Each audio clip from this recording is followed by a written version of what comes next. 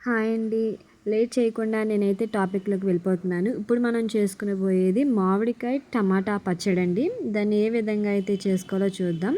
So, ఇప్పుడు మామిడికాయ అయితే పుల్లగా ఉండాలండి. మనకి అప్పుడే పచ్చడి అనేది టేస్ట్‌గా ఉంటుంది. టమాటాలని మనం బాగా శుభ్రం చేసుకొని, కట్ చేసుకొని ఒక ప్లేట్‌లోకి అయితే మనం సిద్ధం చేసుకోవాలి. అలాగే మామిడికాయని కూడా మనం చిన్న చిన్న పీసెస్‌గా కట్ చేస్తాం కదండీ! ఆ విధంగా కాకుండా దీన్ని మిడిల్‌లోకి అయితే కట్ చేసుకోండి.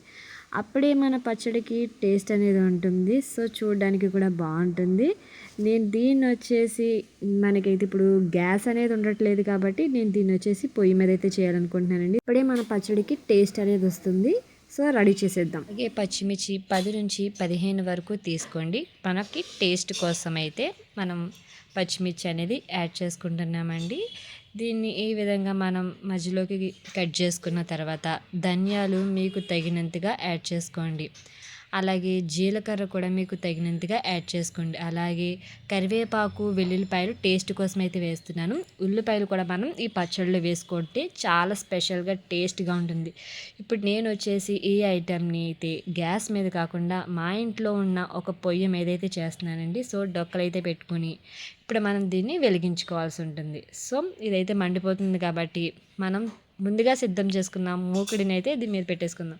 ఇందులో వాటర్ అంతా పోయేంత వరకు మనం ఉంచుకోవాలి. ఎందుకంటే వాటర్‌లో వేసేస్తే ఆయిల్ చిటపటలాడిపోతుంది కాబట్టి ఆ వాటర్ అంతా కాస్త మరిగేంత వరకు ఉంచుకోవాలి. సో, నేను ముందుగానే సిద్ధం చేసి పెట్టుకున్న టమాటాలు, మామిడికాయలు అలాగే మీకు చూపించిన పచ్చిమిర్చి, ధనియాలు, జీలకర్ర, కరివేపాకు, వెల్లుల్లిపాయలు వీటన్నిటిని ఒక పక్కన పెట్టుకున్నామండి.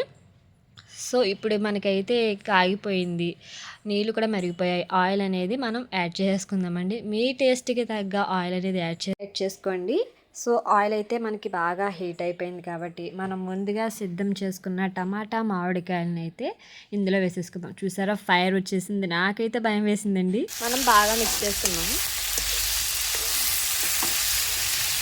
ఫస్ట్ అయితే ఆయిల్ అది చిట్టపట్లాడిపోతుంది కాబట్టి మూత పెట్టేసుకుందాం. మూత పెట్టేసాను. మూత తీసుకుని మనం ఒకసారి అయితే కలుపుకుందాం ఈ విధంగా.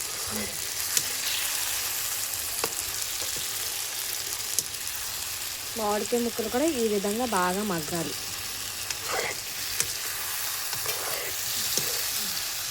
సో, కింద మనకి నార్మల్గా మండితే సరిపోతుంది. బాగా మగ్గిపోయాయి. మనం వీటిని మిక్సీలోకి తీసేసుకుందాం.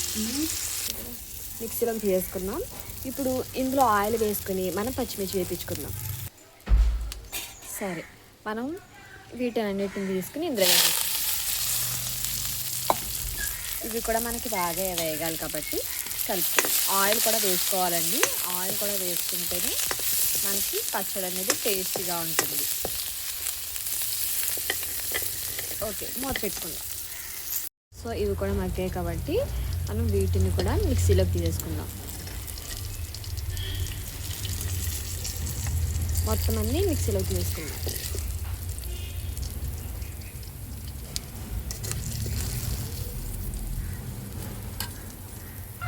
మొత్తం తీసేసానండి. ఇప్పుడు వీటిని చల్లారబెట్టుకుందాం. సాల్ట్ యాడ్ చేసుకుందాం. తగినంత సాల్ట్. ఉల్లిపాయ ముక్కలు యాడ్ చేసుకుందాం. పచ్చి ఉల్లిపాయ ముక్కలు వేసుకుంటే ఈ పచ్చడికి టేస్ట్ అనేది బాగా వస్తుంది. సో, దీన్ని అయితే ఇప్పుడు మిక్సీ పెడదాం. చూసారు కదా, టమాటా మామిడికాయ చట్నీ అయితే రెడీ అయిపోయింది. ఇప్పుడు మనం దీంట్లో కొంచెం నెయ్యి అనేది యాడ్ చేసుకుందాం. సో, ఇడ్లీల పైన ఈ విధంగా కొంచెం నెయ్యి యాడ్ చేసుకుని అలాగే మనం చట్నీలో కూడా నెయ్యి అనేది యాడ్ చేసుకుందాం. అప్పుడు ఆ టేస్ట్ అనేది చాలా బాగా వస్తుంది. సో, ఇలాంటి ఐటెం మీరు ఎప్పుడైనా ట్రై చేయకపోయి ఉంటే ఖచ్చితంగా ట్రై చేయండి. Thank you so much for watching. Do subscribe and like and comment.